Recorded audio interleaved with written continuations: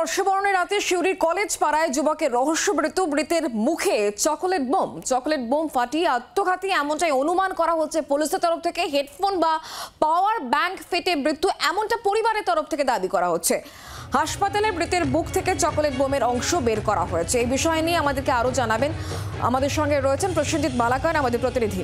প্রসেনজিৎ, কি খবর রয়েছে? পুলিশ সূত্রে কি খবর? কারণ পরিবারের তরফ থেকে অন্যই দাবি করা হচ্ছে, পুলিশের তরফ থেকে অন্য কিছু বলা হচ্ছে। পুরো বিষয়টা তাহলে এই মুহূর্তে কোন জায়গায় দাঁড়িয়ে? দেখো, প্রথমেই তোমাকে বলি যে পুলিশ প্রাথমিকভাবে মনে করছে যে এটি আত্মঘাতী হওয়ার ঘটনা, কিন্তু সেক্ষেত্রে দাঁড়িয়ে এই চকলেট বোমা সেই মুখে থেকে ফাটানোর কি দরকার ছিল, এখানে একটা বড় প্রশ্ন ইতিমধ্যে উঠছে এবং গোটা ঘটনার পুলিশ ইতিমধ্যে তদন্ত শুরু করেছে। কিন্তু বর্ষবরণের রাত্রে এমন এক কার্যত বলা যায় এক প্রকার অদ্ভুত এক ঘটনাকে কেন্দ্র করে এলাকার মানুষও চিন্তিত এবং সকলেই প্রশ্ন তুলছেন যে ঘটনার সঠিক তদন্ত হওয়া দরকার, তাহলে হয়তো অন্য কোনো সত্য বেরিয়ে আসতে পারে।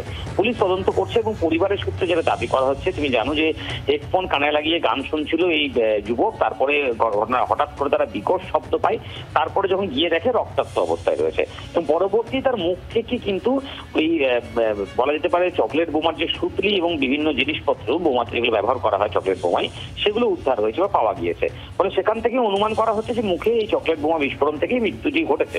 কিন্তু পুলিশের এই প্রাথমিক অনুমানের পরেও এর পেছনে অন্য কোনো রহস্য রয়েছে কিনা, অন্য কোনো ঘটনা রয়েছে কিনা, সেই বিষয়গুলো কিন্তু খতিয়ে দেখা হচ্ছে। পরিবারের লোকেদের সাথে কথা বলা হচ্ছে, তার পাশাপাশি ওই যে যুবকের মৃত্যু হয়েছে তার চেনা জানা যারা রয়েছেন প্রতিবেশী, তাদের সাথেও কথা বলে পুলিশ কিন্তু আসল সত্য কি সেটা জানার এবং বোঝার এই মুহূর্তে চেষ্টা করছে।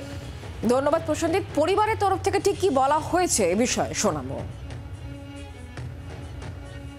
উপরে একটা রুমে দেখতে যাচ্ছি কি করছে, মনে হয় মতো মাও আছে দেখতে, কালকে দেখছি গার্ডেনটা দেখিয়ে দেখছে যে অবস্থা রক্তাক্ত অবস্থা পড়ে আছে। সঙ্গে সঙ্গে তারপরে মা আমাকে ডাকে, আমি যখন ওই অবস্থায় যাই দেখলাম বাঁদিকের অংশটাখানে রক্তাক্ত হয়ে আছে। ওই অবস্থা আমরা কেউ ঘরে ঢুকিনি, সেরকম সমস্ত আমরা থানায় খবর দিই। ওই থানায় এসে ঘরের ভিতরে ঢুকে কি পেয়েছে না পেয়েছে সেটা ইনকোয়ারি করে। ঘরে কি অবস্থা ছিল আমরা কেউ জানি না, আমরা ঢুকিও নি। ঢোকার পর পুলিশ আমাদের প্রাথমিক তদন্ত করে এটা মোবাইল বা হেডফোন বাস্ট খবর হতে পারে। এরপর বডিটা ওই হাসপাতালে নিয়ে যায়, ওইখানে বেশ কিছু ইনকোয়ারি করার পর আবার ঘরে আসে, আবার 2 ঘন্টা গোটা ঘর সার্চ করে, কোনো এভিডেন্স পাইনি।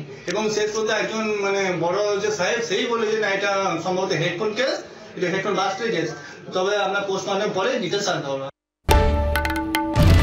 বাংলার আওয়াজ, বাঙালির আবেগ, জি 24 ঘন্টা।